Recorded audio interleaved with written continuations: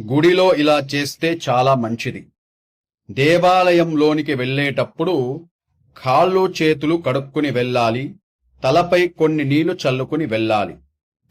దేవాలయానికి వెళ్ళినా మొట్టమొదటిగా ధ్వజస్తంభాన్ని దర్శనం చేసుకోవాలి. ప్రదక్షిణాలు చేసేటప్పుడు ధ్వజస్తంభంతో పాటు ప్రదక్షిణాలు చెయ్యాలి.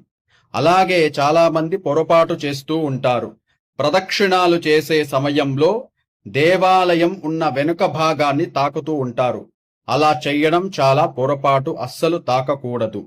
దేవాలయంలో పూజ పూర్తి అయ్యాక ఖచ్చితంగా హారతి తీర్థం తీసుకోవాలి.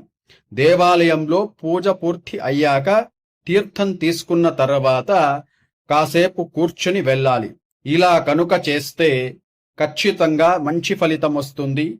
భగవంతుని సంపూర్ణ అనుగ్రహం వస్తుంది.